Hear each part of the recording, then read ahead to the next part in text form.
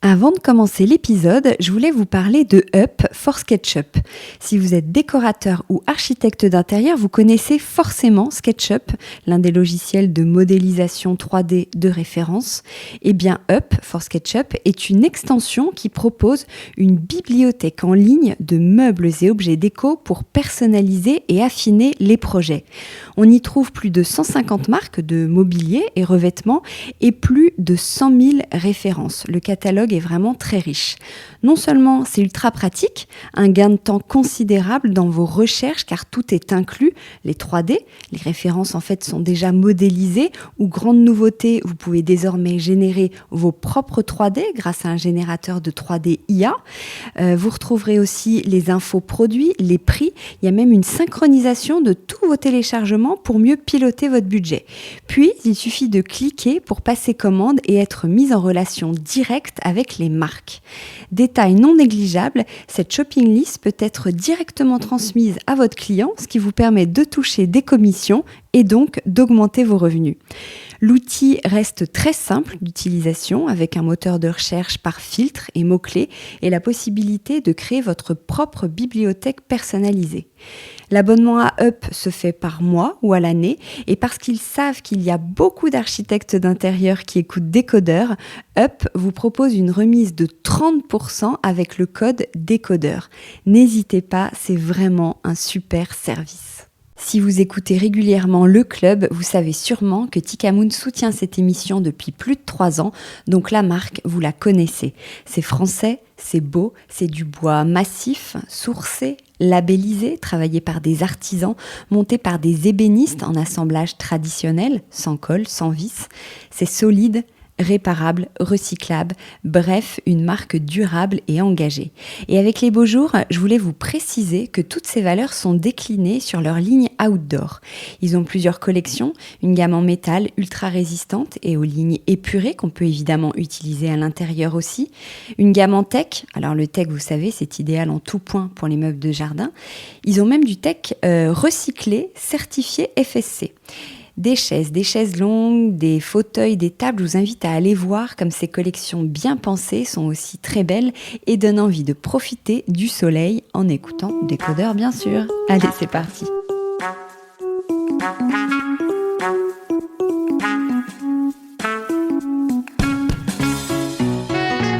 Bienvenue dans Le Club, une émission de Décodeur, le podcast qui parle de celles et ceux qui font la déco aujourd'hui. Je m'appelle Hortense Leluc et dans le club, je suis accompagnée de 3 chroniqueuses, Marie Farman, Violaine Bellecroix et Billy Blanquette, des expertes de la déco, du design ou du lifestyle, pour parler de tout ça justement. Portraits, événements, idées déco, nouveautés, écologie, projets divers et variés. L'idée, c'est de partager nos repérages et nos bons plans dans la joie et la bonne humeur. Allez, bienvenue au club.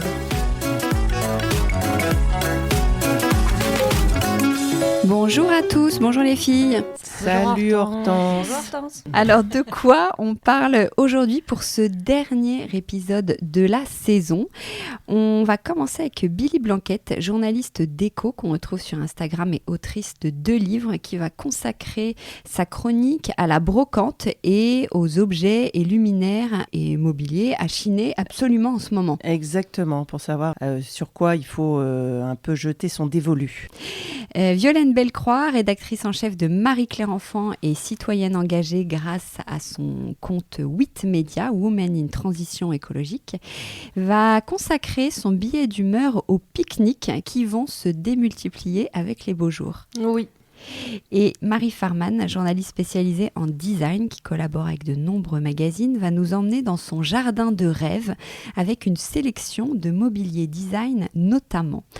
On enregistre dans un tout nouvel hôtel, le Saxe Paris, qui vient d'ouvrir dans un bâtiment historique du quartier qui a été occupé pendant près d'1 siècle par le Central Téléphonique Ségur et ses centaines d'opératrices qui sont bien connues sous le nom les Demoiselles du téléphone.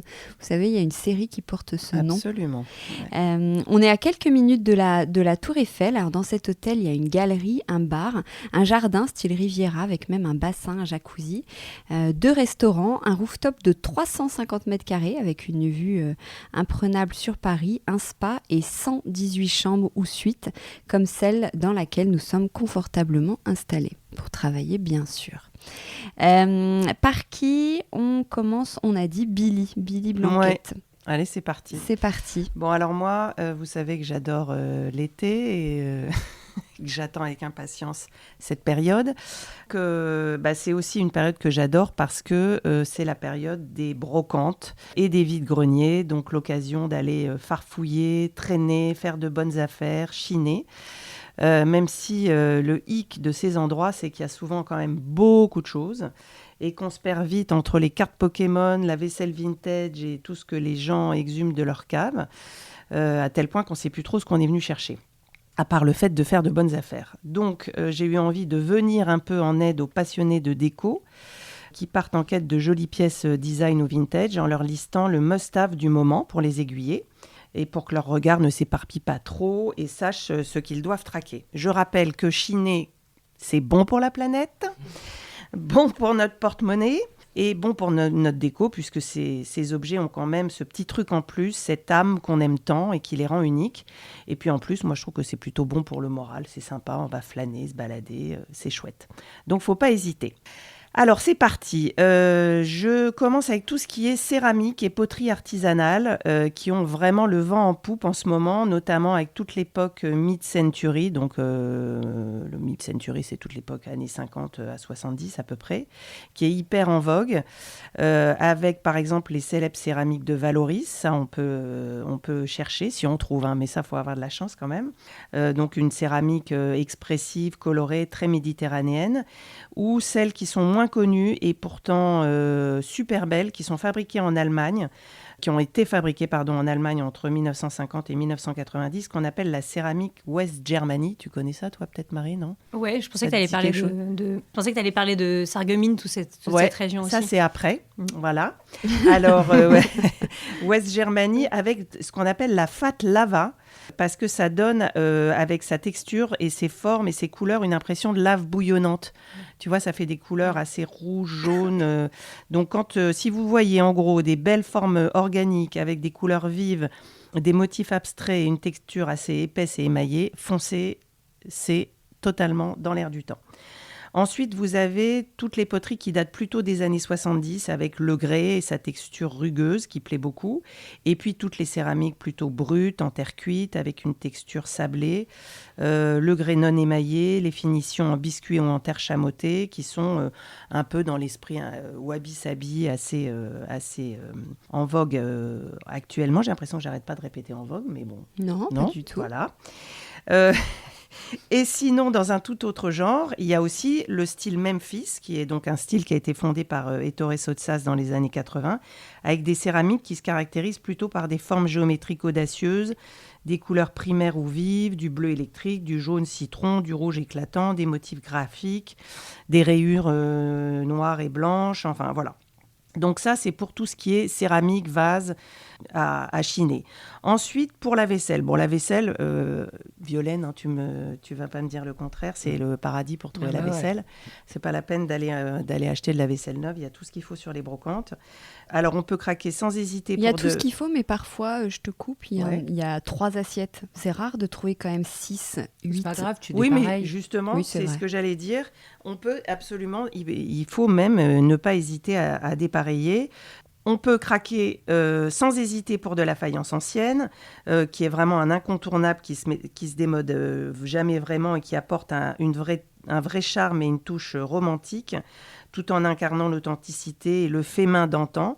Donc les marques à rechercher, ça va être Sarreguemines, très populaire avec sa multitude de décors, de fleurs, d'oiseaux, avec des bords festonnés, mais aussi Digoin, la faïencerie de Gien, avec ses décors qui sont parfois plus classiques, ou encore Longwy ou Lunéville. Et donc, on n'hésite pas à chiner des assiettes dépareillées pour mélanger les motifs. On va chercher des plats, des grands plats, les cafetières et les théières, et puis tout ce qui est petits objets comme les coquetiers, les beurriers, qui sont en général très jolis et très délicats. Ensuite, il y a toute la vaisselle en grès des années 60-70. Là, comme j'en parlais tout à l'heure, le grès, c'est très prisé en ce moment, avec son aspect brut et robuste, avec des assiettes creuses, des bols, des tasses, des pichets. Et puis aussi, il y a toute la vaisselle en verre. Alors, il y a eu le verre de couleur verte, mais ce qui fonctionne à fond en ce moment, c'est le verre de couleur ambrée. Là, c'est joli d'ailleurs. Ouais, c'est hyper joli. Donc, les assiettes, les tasses, les petits verres, voilà, ça, on peut y aller. Ça, c'est donc pour tout ce qui est vaisselle. Ensuite, l'argenterie qui fait son grand retour. On l'avait vu notamment avec l'expo de Christophe dont tu avais parlé. Ouais. Donc on fonce sur les ménagères complètes ou même dépareillées, mais qui s'accordent en style, qu'elles soient en argent ou en métal argenté. Donc tout ce qui est plat, service à thé, sucrier, crémier, chandelier, porte-couteau et même les rondes serviettes. Quand il y a de l'argent, on fonce. Et pour rester dans le métal, voilà, c'est un peu différent, mais vous n'êtes pas sans savoir que les années 70 font leur grand retour. Donc vous pouvez repérer tout ce qui est chromé aussi, ça cartonne, avec les porte-journaux en acier tubulaire, les luminaires, les chandeliers ou les miroirs. Et en parlant de miroirs, les miroirs anciens que vous pouvez chiner, ça va être tous ceux... Alors ça, c'est pas nouveau, mais ça continue, ça marche encore très bien. Les miroirs avec les cadres en bois doré, qui ont un peu la patine du temps, avec de style Louis-Philippe ou Napoléon III, les miroirs Trumeau, qui intègre une peinture ou une sculpture juste au-dessus. Les miroirs soleil, ça fonctionne toujours, même si ceux qui sont en bambou, en rotin, on en a quand même beaucoup vu, mais ça fonctionne quand même toujours bien dans une maison de vacances ou une chambre d'enfant.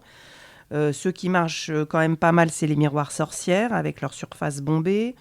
Et les miroirs en métal doré, enfin les miroirs soleil avec leurs rayons en métal doré. Et puis les grands miroirs aussi, les grands miroirs à poser sur pied ou même sans pied, qu'on met à même le sol, avec un cadre en bois massif. Ça, si vous trouvez ça, c'est... C'est le genre de truc qui coûte très cher en magasin, alors Exactement. que là, tu peux le chiner pour 3 €. Tout à fait. Ça dépend où tu chines. Ouais. Oui, ça dépend où je chine. Ouais, La Vendée, c'est un bon coin. Oui, puis après, Mais on peut trouver des petites pépites dans les vides-greniers, mais ça, c'est quand les gens ne savent pas ce qu'ils vendent. Ouais. Ça arrive, ça, c'est génial. Et ça, c'est vrai que qu'ils ont envie, enfin, tu vois, c'est pas leur goût. Moi, je trouve que c'est... Oui, c'est ça. C'est pas forcément... Parce que, tu vois, par exemple, Valoris, moi, j'aime beaucoup, mais c'est particulier. Il y a plein de gens qui m'achèteraient pas ça pour 3 mais francs. qui savent même pas que ça a une certaine valeur et qui vont te vendre ça 5 balles sans savoir que, en fait, voilà, ça peut en valoir plus. Et puis, il faut aussi chiner. Là, moi, l'autre jour, je suis allée dans un Emmaüs. C'est génial aussi, ça. Il y a un nombre de trucs, c'est extraordinaire. Donc voilà. Ensuite, il y a tout ce qui est luminaire. Donc les lampes champignons, les suspensions en opaline, les lampes à poser industrielles type JLD ou gras, les lampadaires en métal et même toutes les petites lampes avec un pied en bois que vous pouvez laisser tel quel ou repeindre, laquer de couleur et orner d'un petit abat-jour en tissu. Ça revient, on en voit beaucoup, les petites lampes anciennes. Et puis, j'allais dire les lampes en rotin, mais toujours pareil, le rotin commence un petit peu à fatiguer, mais ça plaît encore quand même. Après, le truc des lampes, c'est que dans les brocantes, c'est qu'il y a un boulot de réélectrification, c'est-à-dire que quand même, il y a un petit boulot derrière. Sauf si tu l'achètes chez un antiquaire ou un brocanteur qui déjà t'es sûr, oui, où tu tombes sur quelqu'un qui est honnête et qui te dit si la lampe marche. Ouais, et aux normes. Il faut quand même un petit boulot de rectification. Moi, les lampes, j'ai toujours un peu peur parce que je me dis à chaque fois, il faut tout refaire, tout le système électrique, remettre le petit interrupteur, etc. Alors moi, je pense pas du tout à ça. Si, t'as raison. Ah oui, sur les luminaires. T'as raison. Ouais. Moi, mais bon, après, ça n'empêche pas de le faire. C'est juste qu'il y a un petit service après-vente après, quoi. Ouais. Mais sinon, c'est très bien. Heureusement, Marie est là pour nous rappeler à l'ordre. Et puis après, tout ce qui est lampes années 70, avec des globes en plastique fumé, de couleurs... ça c'est si vous voyez ça, faut y aller. Côté mobilier, alors on est quand même toujours encore sur le mobilier scandinave en tech des années 50-70, le fameux style mid-century avec des enfilades, des buffets bas, pas mal de chaises aux pieds en bois courbé, ça le bois courbé ou je sais pas comment on dit, tourné, tressé, voilà. Et évidemment, tout ce qui est mobilier des années 70 avec des structures tubulaires chromées, des formes arrondies, les petits meubles en plastique, les tables roulantes, ça revient aussi beaucoup, les tables basses en métal ou en verre fumé, et puis le petit mobilier en travertin, les petites tables gigognes. Voilà. Et puis sans oublier, bon alors ça c'est vraiment dans un style plus classique, mais pour le rangement c'est quand même toujours bien pratique, c'est les armoires parisiennes, là, les grandes armoires parisiennes pour ranger, à repeindre ou à décaper. Voilà. Pour les textiles, j'essaye de faire rapidement. Alors moi je suis moins textile, mais puis je trouve que c'est pas évident parce que les tapis dans une brocante, moi je sais pas trop, bon je trouve que c'est vite poussiéreux. Bon, après les draps anciens, voilà, les draps anciens qu'on peut teindre, transformer en housse de couette, les nappes, les torchons en lin qui sont quand même les torchons qui essuient le mieux au monde. Il n'y a pas à tortiller. Et puis, alors j'ai fait un petit focus, comme je savais qu'on allait parler mobilier de jardin, sur le mobilier d'extérieur. Moi, j'adore les transats. Le transat, en plus, s'il est rayé, alors là, vous avez tout bon, parce que c'est quand même la grande mode de la rayure. C'est un indémodable. La chilienne, la classique. Ouais, c'est ça. Ouais, moi, j'appelle ça un transat, mais non, c'est vrai. Non, je sais pas, c'est ça. Oui, c'est ça. Non, la chaise longue, t'allonges les jambes. Ouais, c'est ce qu'on appelle une chilienne, mais moi, je sais pas, moi j'ai toujours appelé ça un transat. Mais oui, c'est la chilienne. Oui. Le transat, en fait, c'est plus générique, ouais. Voilà. Ensuite, le rotin, l'osier ou le bambou, ça pour le coup, ça marche encore pas mal dehors. Bon, même s'il ne faut pas le laisser en permanence, parce que sinon ça vieillit mal. Le fer forgé fait son grand retour. Très romantique. Moi, c'est moins ma came, pour le coup. Je ne suis pas encore retombée dedans, mais ça revient. Hein. Ouais. Les petites chaises pliantes en métal, ça, c'est une valeur sûre. Le parasol rétro à franges, à rayures, ça, lui, il revient pas mal aussi.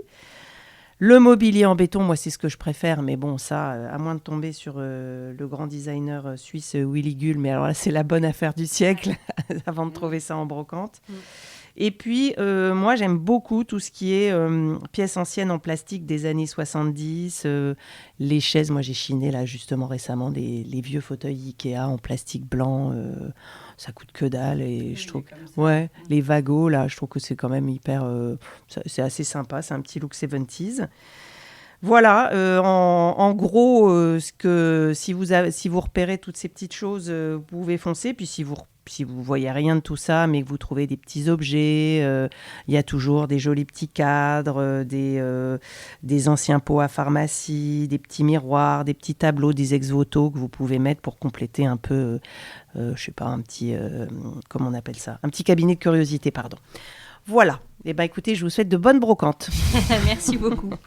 Mais c'est vrai que tu as raison, on n'a peut-être pas parlé des lieux, mais ça dépend d'où tu chines. Parce que la brocante, comme tu dis, peut-être... Mais en Vendée, franchement, c'est une culture... c'est la région, il y a des vides-greniers. Et j'ai acheté toute ma vaisselle là-bas, mais genre... 2 €, 3 €, pas 10 €, tu vois, genre des assiettes. Ouais, c'est des trucs super alors que moi, je trouve qu'en Ile-de-France, non. Non, quand tu vas dans les brocantes, en genre, Bretagne, tu Paris, vois, Dinard, Saint-Lunaire, Saint-Briac, non plus.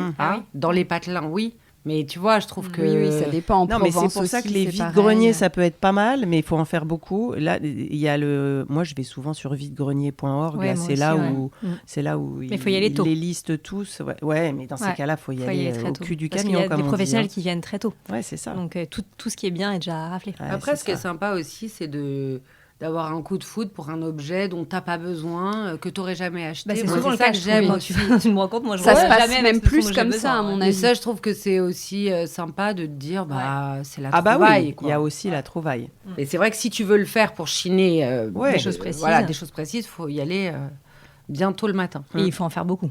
Et il faut en faire beaucoup. Mais c'est vrai que et avoir une bonne étoile. Mais quand on fait une bonne affaire, quel pied.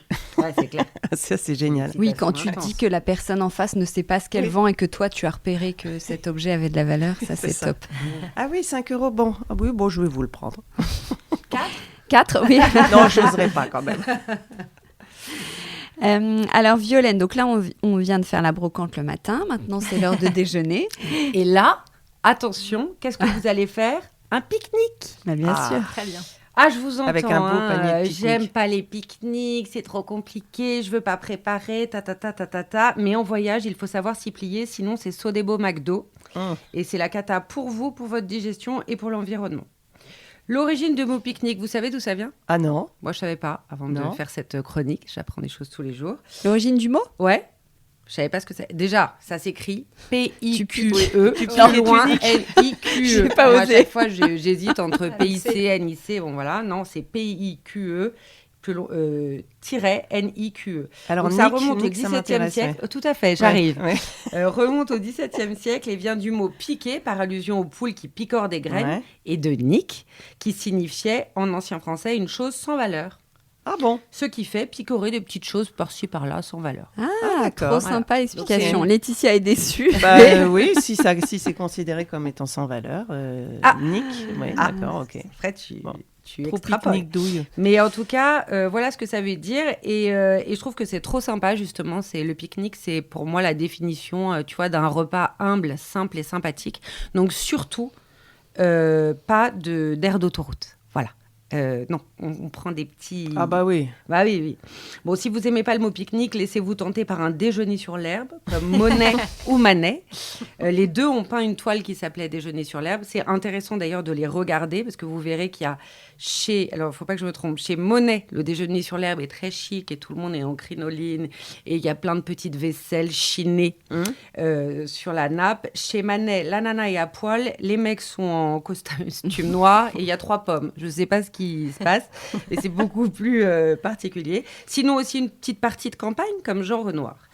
Donc, le pique-nique a inspiré beaucoup d'artistes. Moi, j'adore, si vous allez au Louvre, au musée d'Orsay, la peinture classique, tu as toujours des déjeuners sur l'herbe. Allez regarder ce qu'il y a. Ça vous donnera des idées de recettes, de ce qu'on peut emporter en pique-nique. Et il n'y a pas d'emballage. D'ailleurs, je ne sais pas si vous vous souvenez d'un épisode de Mad Men, je reviens un petit peu loin, où il y a une scène de pique-nique trop sympa entre Don Draper et sa femme Betty, qui est hyper jolie, les enfants, tout ça. Donc ça, c'est les années 50. Et à la fin, qu'est-ce qu'il fait ? Il prend la nappe et hop, il secoue, il laisse tout par terre et il s'en va. Donc évidemment, maintenant, notre pique-nique va être... Ouais, ça m'avait vachement choquée. Je m'étais dit... quand même, on revient de loin. Donc, évidemment, on ne laisse pas ces déchets à droite, à gauche. Et on essaye surtout de ne pas en consommer. Quelques fruits, du fromage, un couteau de poche et une serviette de table. Et vous êtes les rois des champs, des sous-bois, d'un rocher ou d'un bout de plage. Pique-niquer, ce n'est pas s'arrêter dans une aire d'autoroute sur une table dite de pique-nique en face de votre coffre. Pique-niquer, c'est prendre un chemin de traverse. C'est accepter de se perdre, de tomber sur une placette adorable, une épicerie du coin. Pique-niquer, c'est accepter de sortir de son quotidien, de ne pas être assis comme ci, nourri comme ça. Pique-niquer, c'est surtout pas bien compliqué. D'abord, un bon couteau. Alors, suisse, vous pouvez. Mais moi, le couteau suisse, je le trouve nul. On n'arrive jamais à enlever les trucs là. On se casse les ongles. Ouais, je sais pas, j'ai toujours trouvé ce truc pourri. Je préfère l'Opinel savoyard. De mon pays. J'ai vu à la trésorerie d'ailleurs que l'Opinel faisait un malin kit pique-nique, qui s'appelle pique-nique d'ailleurs, mais ça ne s'écrit pas comme ça. Avec 3 embouts, tu as le manche en bois et 3 embouts, cuillère, fourchette, couteau. Très pratique dans un petit, tu vois, un petit, comment dire, un petit étui. Hop, tu mets ça dans ta voiture, dans ton sac, etc. Et tu peux parer au plus urgent. Et en plus, c'est fabriqué en France, en Savoie. Et pourquoi pas un panier pour mettre les petits plats dans les grands, avec nappe à carreaux, vaisselle en émail et tout ça. Alors, j'ai cherché des paniers à pique-nique. Et franchement, le plus large choix, je l'ai vu chez Nature et Découverte. Il y a tous les styles, en osier, Vichy rouge, plus moderne. Mais il y a tout ce qu'il faut. Si vous voyagez en voiture, franchement, le panier pique-nique dans le coffre, c'est pratique, quoi. Vous avez toujours ce qu'il faut sous la main. Et alors aussi, je voulais vous inviter à regarder, vous allez voir, mon plan est un petit peu pourri, mais une marque qui s'appelle Touillet. Ce sont des mini-collections. T'as vu ça ? Non.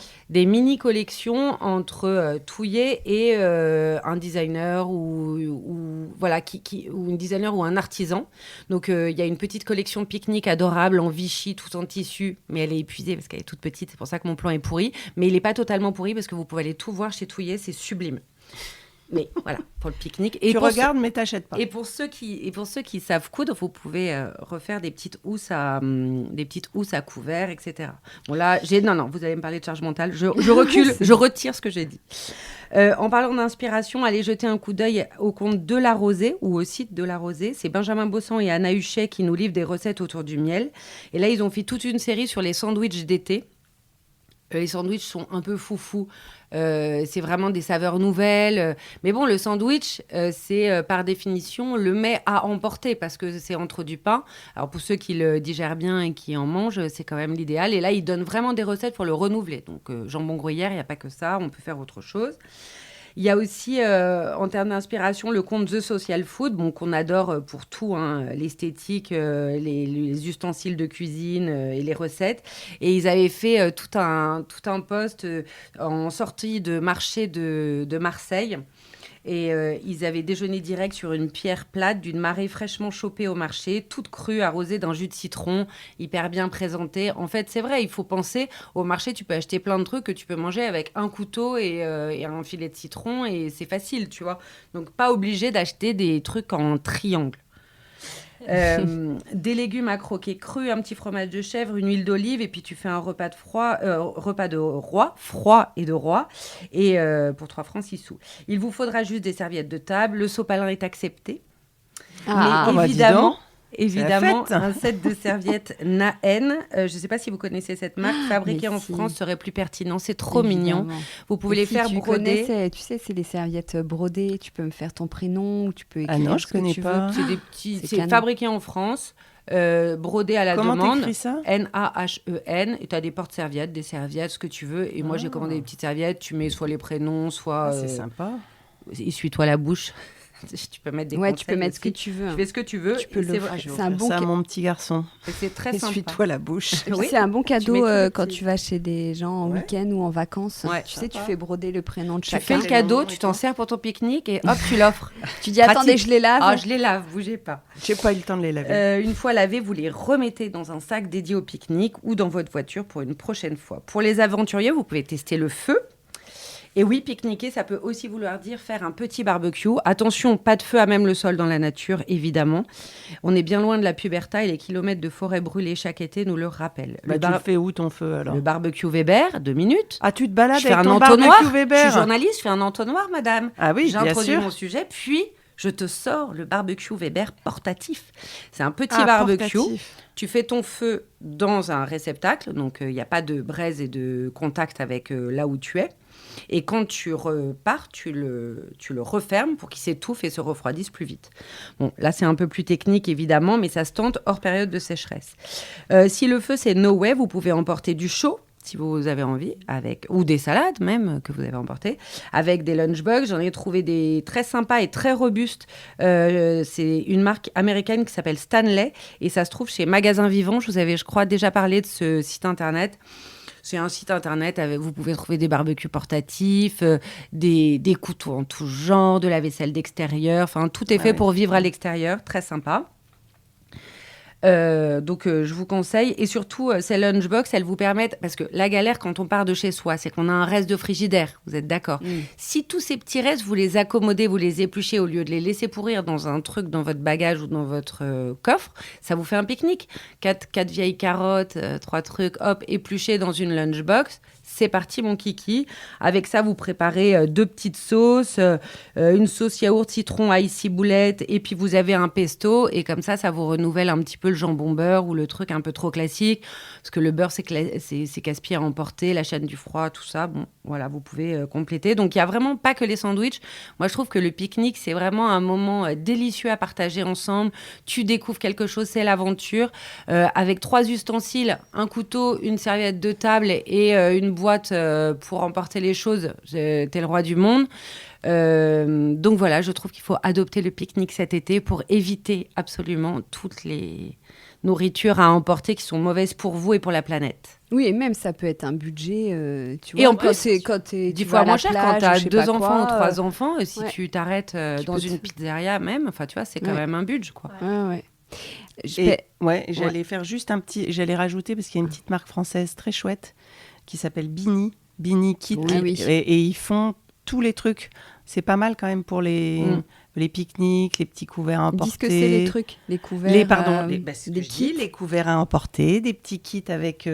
Tu peux emmener ta boisson, tes lunchbox, voilà. Pas forcément toujours très étanches tous ces trucs-là, mais quand même, c'est mignon et c'est français. Et c'est réutilisable. C'est fabriqué en France ? Oui. Alors c'est super. Voilà. Et parenthèse, moi hier, mon fils avait une sortie scolaire et la maîtresse avait mis un mot dans le carnet de liaison pour le pique-nique en disant pas de boisson, j'avais jamais vu ça, c'était un peu militaire, pas de boisson sucrée, pas de sachet, sous-entendu genre pas de chips, pas de pommes potes, pas de boisson, pas de gâteau, pas de privilégier les fruits et les légumes avec un petit smiley. C'est drôle, non ? Moi, je trouve ça super. Ouais, après, je comprends que ça puisse être compliqué. Mais finalement, qu'est-ce qui est le plus compliqué de mettre une pomme ou une pomme pote ? Non, mais c'est pour les enfants. Tu te dis une petite sortie, ils ont envie d'un petit truc un peu sympa et que le petit paquet de chips leur fait plaisir. Ah, c'est vrai que la pomme pote, on y revient. On en avait déjà discuté. Il faudrait qu'on fasse un sujet pomme pote. J'ai la même liste que toi avec pas de bonbons. Oui, c'est ça. Pas de bonbons. Oui, c'est ça. Hein. Ouais. C'est marrant, hein, Ouais, pas de gâteau avec. Après, je pense que c'est une question de déchets, en fait. Sinon, il y a aussi, ils en foutent partout. Ouais, puis je pense qu'ils sont surex, les enfants, avec trop de sucre aussi. Déjà, et quand tu vois, tu sais, les poubelles en sortie de plage, etc., tu les vois là. Qui explosent, qui dégoulinent. De trucs, de gobelets, de machins, de trucs. Et même, franchement, quand t'es. Moi, je voyage beaucoup en voiture. Je sais que c'est pas spécialement écologique, mais bon, c'est comme ça, on est 5. Le truc, c'est que le gobelet dans la voiture, c'est vraiment rien à mettre. Au lieu d'en prendre, 4 dans ton... Partout, Moi, je trouve que ces petits gestes, c'est rien. Et le pique-nique, vraiment, moi, j'ai découvert avec les WIT, on s'en fait. À chaque fois qu'on arrive à un endroit, on va au marché, on s'achète 3 trucs à croquer, une petite... tu vas dans une épicerie fine, il y a toujours un pesto sympa ou un truc, tu vois, dans lequel tu trempes. Et zougalinette. Zougalinette. Zougalinette. Alors, on va zougalinette avec Marie, très bien.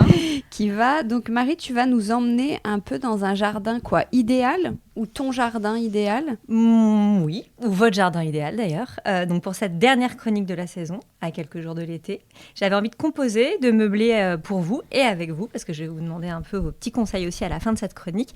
Le jardin rêvé ou la terrasse idéale, parce que on n'a pas forcément un jardin, on n'a pas forcément une terrasse, mais on se projette. Donc avec des belles choses, bien sûr, et du mobilier que j'ai vu passer ces derniers temps, que j'ai découvert, ou alors du mobilier que j'ai toujours aimé, ou des objets que j'ai toujours aimés. Un mélange de nouveautés et de vintage, du design qui soit à la fois intemporel et durable, et qui dialogue bien avec la nature, l'extérieur, et nos envies d'être dehors en ce moment. Alors toi, quel type par exemple, de fauteuil ou d'assise tu choisirais ? Alors moi, j'aimerais m'asseoir évidemment dans l'iconique fauteuil AA Butterfly, dont le modèle original a été créé dans les années 30, à la fin des années 30, par 3 designers argentins, mais pas très connus, qui sont, je les cite quand même, Kurchan, Ferrari, Ardois et Bonnet. Donc évidemment, les fauteuils d'extérieur, il y en a beaucoup, de styles très différents, en fonction des goûts et de ses envies. Il y a vraiment des très jolies choses, aussi bien en vintage qu'en design contemporain. Mais moi, je vais revenir à celui-là. Je reviens finalement toujours à celui-là. Parce que c'est donc le fauteuil avec la structure en acier en forme de papillon. Il est habillé juste d'une toile en coton épais. C'est un fauteuil qui a été pendant des décennies très édité, notamment par Knoll, réédité par différentes marques après, pas mal copié aussi. Il est devenu rapidement iconique, tant par son design qui est à la fois assez simple, sobre, mais pas si sobre que ça, assez complexe aussi, mais par sa légèreté, sa fonctionnalité. Il s'empile, par exemple. Il est exposé au MoMA à New York, il est présent sur les terrasses de plein de grands hôtels. Et aujourd'hui, la jeune marque française AAND, je pense qu'on dit comme ça, propose elle aussi sa propre réécriture de ce fameux fauteuil AA iconique, dont elle a racheté les droits de reproduction, avec une fabrication entièrement française dans leurs propres usines. C'est une jeune équipe.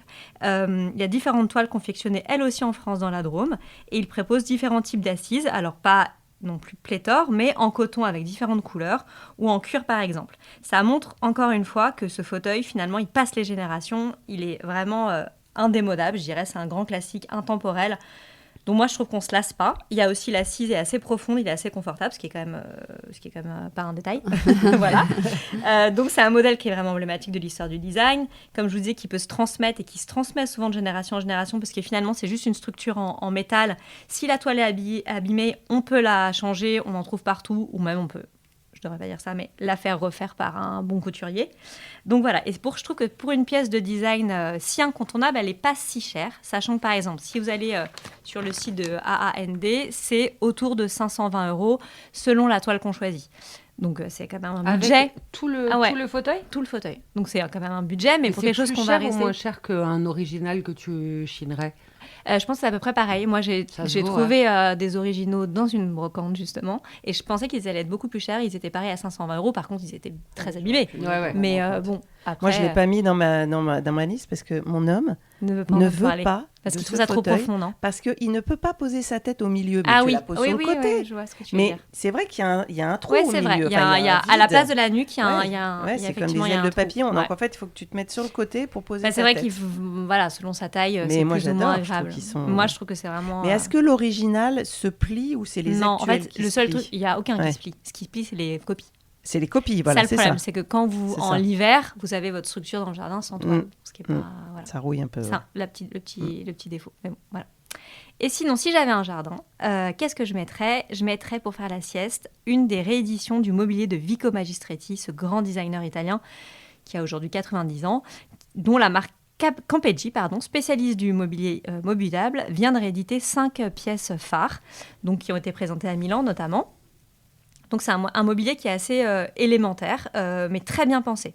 Alors il y a 5 pièces différentes qui sont plutôt pour l'intérieur, mais pour l'extérieur, il y a une banquette qui s'appelle Hospite, qui est inspirée d'un lit de camp militaire. Donc c'est toujours très, pareil, très indémodable et intemporel, qui pour le coup, lui, se plie et se déplie de façon très ingénieuse et facile. C'est très élégant, donc on peut s'installer cette banquette très bien dessinée dans son jardin pour faire la sieste et la replier facilement quand il pleut ou l'hiver. On la replie, on la range dans une toile, dans un petit pochon, un grand pochon. Et voilà, donc ça c'est très beau. C'est un budget un peu plus conséquent, je ne vous le cache pas, mais pour le coup, c'est une vraie pièce de designer, très bien pensée. Voilà, moi je trouve ça très efficace. Pour un jardin, une terrasse aussi, parfois on met des jardinières, des cache-pots. T'en aurais à nous conseiller? Alors oui, on en a déjà parlé un peu avec Billy, mais les cache-pots et les jardinières, c'est un vrai sujet parce qu'il faut bien avoir des contenants pour mettre ses plantes et ses petits arbres. Et il y a quand même certaines jardinières ou cache-pots qui peuvent vraiment donner de l'âme et de l'allure à un espace extérieur. Donc bien sûr, je vais enfoncer une porte ouverte, mais je commencerai par chiner un grand classique, les jardinières Diabolo de Willy Gould, dont tu nous as parlé aussi. Ouais. Donc c'est ces jardinières en forme de diabolo ou de sablier qui ont été conçues par ce grand designer suisse des années 50. C'est des jardinières qui sont en éternite. En fait, c'est un matériau à la texture un peu fibreuse composé de ciment. Elles sont blanches. Elles existent en plusieurs tailles, donc on peut faire une composition avec des petites, des grandes, des moyennes en fonction de ce qu'on veut mettre dedans. Moi, je trouve que les petites sont plus jolies. Les grandes sont vraiment très grandes. C'est haut, ouais. Ouais, c'est un peu haut. C'est joli d'avoir les deux tailles. Voilà, petite et moyenne. Hein. Voilà, petite et moyenne, c'est assez joli. Grand, il faut vraiment avoir un jardin très spectaculaire avec d'Éden, faut avoir beaucoup de place. Et c'est assez élégant et original dans un jardin. Et en même temps, c'est pas clivant non plus, quoi. Et donc on peut en trouver ça en ligne, sur des brocantes en ligne. On peut en trouver sur des brocantes. Il y en a quand même beaucoup. Et puis le petit modèle, c'est autour de 300 €, mais c'est quand même un investissement que je trouve plutôt bien. Et je les mélangerai avec des jardinières dont vous allez être d'accord avec moi, avec les jardinières et les cache-pots, si on peut appeler ça comme ça, que viennent de créer la céramiste contemporaine Johanna de Clisson, alias Hiromi, qui vient de sortir une très belle collection de jardinières et de cache-pots en céramique chamottée blanche, qu'elle a baptisée Sculpture Paysage, qui sont inspirées notamment des lignes du designer Willy Gould des années 50. C'est des pièces qui ont beaucoup d'allure, beaucoup de présence, avec des formes à la fois organiques et sculpturales. C'est vraiment très beau et c'est un peu le truc du moment que tout le monde a envie d'avoir. De toute façon, tout ce qu'elle fait est beau. Ouais. Et avec ça, j'ajouterais des cache-pots. Alors ça, c'est mon petit coup de cœur de la céramiste Mado Jolin. Alors Mado Jolin, c'est une céramiste des années 50 sur laquelle on remet la lumière ces derniers temps. Parce que les céramistes des années 50 femmes, il y en a eu beaucoup, mais on a surtout parlé des hommes. Ça, c'est marrant. Des grands noms comme Ruellan, qui d'autres, Chambosse, ce genre mais de grandes personnalités. Mais c'est bien, ça veut dire qu'il y a encore plein de personnes qu'on va découvrir. Il y a plein de femmes qu'on n'a pas encore justement, découvert. En fait, il y a beaucoup de femmes qui ont été céramistes dans ces années-là. Et je fais une petite aparté, si vous êtes à Sète ou dans le coin de Sète cet été, il y a au musée de la poterie méditerranéenne une expo qui s'appelle La céramique au féminin des années 40, 50 et 60. Donc en fait, ils sont allés chercher toutes ces femmes qui ont été vraiment, c'était leur métier, c'était pas un passe-temps, qui ont fait de la céramique, dont Mado Jolin. Donc si vous êtes dans le coin, je vous invite à aller voir cette exposition qui est très intéressante. Donc pour revenir à Mado Jolin, Donc, elle a fait beaucoup de céramique. Elle était à Paris, dans le 14e. Elle faisait beaucoup de céramique utilitaire, des cruches, des pots, des vases. Et puis, à la fin de sa vie, à la fin de sa carrière, elle s'installe dans une maison sur les bords de Marne, à Champigny. Et là, elle est hyper inspirée par ce nouveau cadre très bucolique. Et elle se consacre exclusivement à l'art du jardin. Elle travaille des émaux plutôt monochromes et elle crée notamment des cache-pots à trous très simples, mais surtout un très bel émail vert qui va du vert foncé au vert anis avec des reflets, des vibrations. Aujourd'hui, c'est des modèles, il y a plusieurs tailles aussi, des très gros, des tout petits. Aujourd'hui, c'est des modèles qui sont assez recherchés. Bon, alors c'est vraiment une pièce de collection, un modèle de base, c'est autour de 2 000 € en salle des ventes quand même. Alors c'est vraiment des pièces de collection. Ça se confond hyper bien avec la nature, justement, avec ses nuances. Bon, après, c'est une vraie œuvre, donc c'est un investissement. C'est un investissement comme si on achetait une œuvre d'art. Ça se garde dans le jardin, ça ne vieillit pas, les émaux sont très bien conservés. Donc voilà, moi, je mélangerai un peu avec tout ça, et ça remet un peu la lumière sur cette céramiste. Alors, une fois mes plantes mises en terre dans de belles jardinières dont je ne me lasserai pas, j'investirai pour pouvoir recevoir dans la gamme de mobilier en métal signée par le duo belge Muller van Severeven, édité par Tectona, qui a été créé à l'origine pour le jardin des citronniers de la Villa Médicis, mais le spécialiste du jardin Tectona a à son catalogue quelques modèles, notamment des chaises et des petites tables. Donc c'est une palette de couleurs qui est très jolie, qui va du vert clair au bleu foncé en passant par le blanc pour être plus neutre. C'est une collection de mobilier qui est à la fois très sobre et intemporelle, mais avec ce petit twist graphique qui fait la différence et la signature évidemment du duo designer Muller van Severeven. Pardon, j'arrive pas à le dire ce matin. Severen ce matin, je n'arrive pas à le dire. Pardon. Pour moi, c'est un peu une collection qui peut détrôner la fameuse gamme de jardin palissade des frères Bourlec pour Hay, qu'on voit absolument partout, qui est très efficace, magnifique. Pour moi, c'est un peu le même potentiel de best-seller. Vraiment, c'est une ligne... Pour l'instant, chez Tectona, il n'y a pas tous les modèles, mais s'ils les sortent, moi, je trouve que c'est vraiment quelque chose dont on se lasse pas, en métal, des belles couleurs, une ligne très pure et en même temps graphique, avec ce petit twist qu'on aime bien. Et dans ce jardin ou sur cette terrasse, sur cette table, je servirais par exemple une citronnade dans une carafe et des verres de Sophia et Louise Rowe. C'est une mère et une fille, elles sont danoises, et elles ont créé des objets d'art de la table en verre soufflé. Alors un verre soufflé assez épais, un peu granulé comme ça, mais c'est hyper élégant, c'est très estival, et j'aime beaucoup. Génial. Et il nous manque les luminaires peut-être ? Oui, alors à la tombée de la nuit, j'éclairerai tout ça avec des lampes d'extérieur, bien sûr. Alors c'est un sujet qui n'est pas facile, je trouve, le luminaire d'extérieur. Vous me direz ce que vous en pensez. Ouais. C'est souvent en plastique, c'est pas très joli, ou alors c'est un peu hôtelier, un peu lounge, je sais pas. Je trouve que c'est un peu, je vois. Je sais pas, c'est un peu limite. C'est un peu compliqué, je trouve, le modèle extérieur. Donc j'ai cherché et j'ai trouvé chez les Danois aussi, dans la marque End Tradition, créée par les designers Space Copenhagen, qui sont des stars du design danois contemporain. Et là, ils se sont inspirés, en plus j'aime bien l'idée, des lanternes qui égayent les rues de la ville de Lucca, en Toscane, qui est une ville sublime en Toscane. Et elles sont en fait, le point lumineux est en verre soufflé et l'accroche est en métal. Donc on s'éloigne des matériaux un peu trop tech, mais après je comprends qu'il y ait des matériaux tech pour les lumières d'extérieur, parce que faut que ça soit hyper résistant et que ça puisse aller dehors, rester dehors la nuit. Mais là, il y a un rendu quand même un peu plus poétique, et puis on peut notamment les accrocher aux arbres. Donc moi, je trouve que c'est un modèle et en plus, qui ça doit est être pas assez si mal. Accessible pour le coup. Alors, évidemment, ça vaut pas 50 €, mais j'ai pas regardé, je pense que c'est plutôt autour de 300, et c'est vraiment très joli. T'as des CW aussi qui en a pas mal, des trucs d'extérieur, mais c'est plus du métal. C'est plus du métal, ouais, effectivement. Mais finalement, oui, il y a quand même des choses qui sortent assez jolies. Il y a Inga Sampé qui en a fait une très jolie aussi il y a pas longtemps, donc il y a de l'espoir. Il y a de l'espoir. Voilà. Et pour finir, je voulais vous demander quelle serait chacune votre pièce de rêve si vous deviez meubler votre jardin ou votre terrasse, avec un budget bien sûr illimité. Violaine, je commence par toi. Tu m'as coupé l'herbe sous le pied. Moi, j'aurais bien aimé la sculpture paysage de Hiromi. Là, je trouve que c'est super. Ouais. Mais la Diabolo, enfin voilà, je trouve qu'une jardinière... Ouais, ça change tout, hein. Bah, en fait, ouais, parce que c'est vrai que si t'es pelouse, enfin, tu vois, ça crée un volume. Du volume, ouais, tu peux de la composition. Dans un tout petit jardin, tu peux mettre des aromatiques dans une jardinière, parce que t'es obligé de les replanter à chaque fois.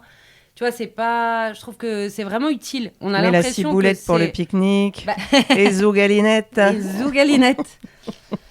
Exactement. Ok. Et toi, Billy ? Alors moi, moi je rêve aussi de béton en fait, et j'adore tout ce que fait Willy Hull. Donc effectivement, d'ailleurs j'ai retrouvé, on m'a envoyé une proposition pour des jardinières, mais enfin peu importe.